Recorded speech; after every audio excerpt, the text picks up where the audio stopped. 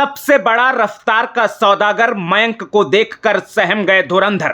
तूफानी अंदाज में शुरू हुआ करियर, रोहित और बुमराह की जम गई नजर। कभी 10,000 रुपए के लिए कर दिया था इनकार, आज मयंक के दरवाजे पर कंपनियों की कतार। कमबैक पर कर दिया सबसे बड़ा ऐलान, क्या था गुरु गंभीर का ज्ञान।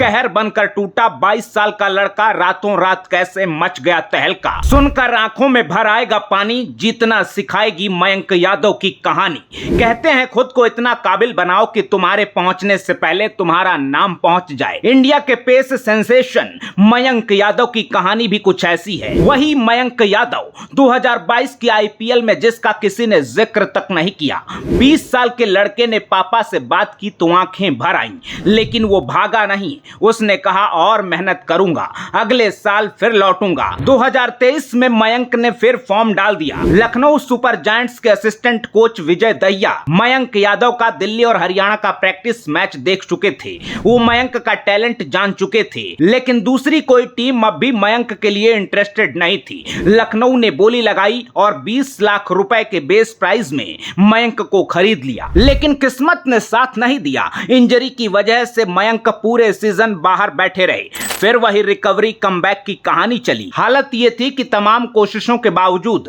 मयंक के लिए कोई जूते स्पॉन्सर करने वाला नहीं था। दिल्ली स्टेट टीम और आईपीएल टीम में होने के बाद भी किसी को कोई लोड नहीं था, लेकिन वक्त बीता, नए सीजन के साथ नया चांस बना।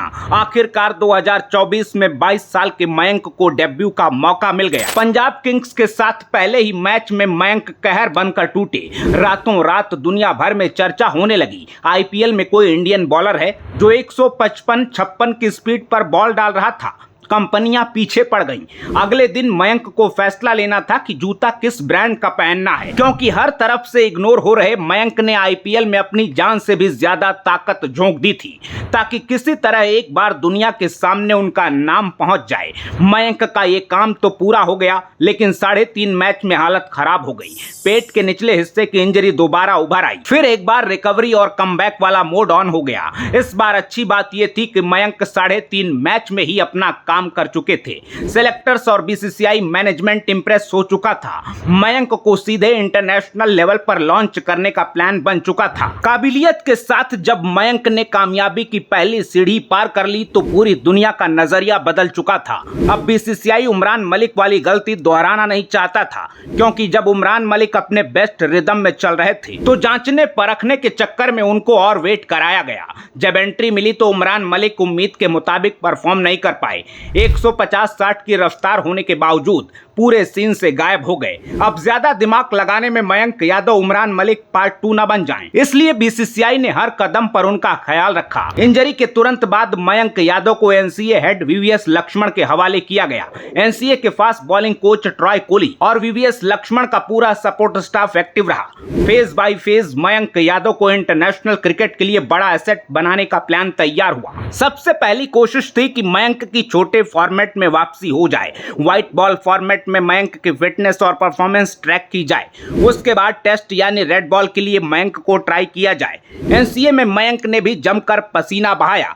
पूरी रिकवरी के बाद जैसे ही मयंक ने एक बार एनसीए का फिटनेस टेस्ट पास किया तो अजीत अगरकर एंड कंपनी ने मयंक को बिल्कुल इंतजार नहीं कराया। बांग्लादेश के लिए टीम अनाउंस हुई तो मयंक का नाम इतिहास में दर्ज हो गया। मयंक उन चुनिंदा प्लेयर्स में शामिल हो गए जिन्हें इतनी कम उम्र और अनुभव के साथ इंटरनेशनल टीम में मौका मिला हो। एनसीए में खिलाड़ी अपना अपना नाम चेक कर रहे थे। कई प्लेयर्स को बधाइयां मिल रही थी, फोन आ रहे थे। मयंक यादव को भी पता चला कि उनका नाम भी टीम में शामिल है। जल्दी से मयंक ने बीसीसीआई की वेबसाइट चेक की। मयंक को यकीन नहीं हो रहा था। मयंक ने कहा, मुझे सिलेक्शन का बिल्कुल आइडिया नहीं था। लोगों के फोन बज रहे थे तो मैंने भी अपना नाम चेक किया। मयंक की खुशी का ठिकाना नहीं था। कैसे रिएक्ट करें कुछ समझ नहीं आ रहा था। किसी तरह खुद को समेटकर मयंक ने सबसे पहले अपनी मां को फोन लगाया। टीम इंडिया में बेटे की एंट्री पर मां की आंखें भर आईं। मयंक की मां फोन पर सिर्फ रोती रहीं।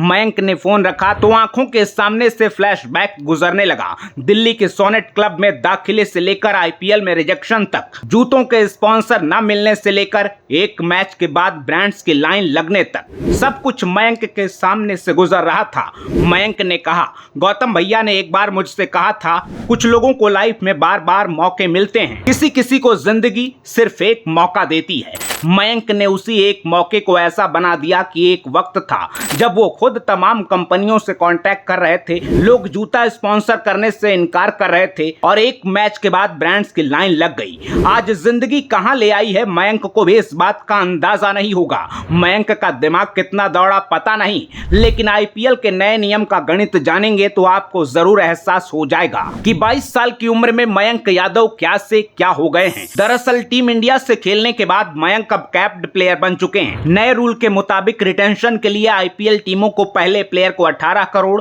दूसरे को 14 करोड़, तीसरे प्लेयर को सबसे कम 11 करोड़ रुपए देने होंगे। इसका मतलब जिस लखनऊ के लिए मयंक एक साल पहले सिर्फ 20 लाख रुपए में खेल रहे थे, अब मयंक को रिटेन करने के लिए उसी लखनऊ को कम से कम 11 करोड़ रुपए देने होंगे। अगर रिलीज किया मयंक ऑक्शन में गए तो डील और महंगी पड़ जाएगी। यानी इस बार आईपीएल के लिए मयंक $1 मिलियन प्लेयर बन गए हैं। मयंक को पिछले साल के मुकाबले कम से कम 55 से 60 गुना रकम मिलेगी। और अब गंभीर की निगरानी में जिस तरह से मयंक का ख्याल रखा जा रहा है, आने वाले टाइम में वर्ल्ड क्रिकेट में भी मयंक बहुत जल्द अपनी छाप छोड़ने वाले हैं।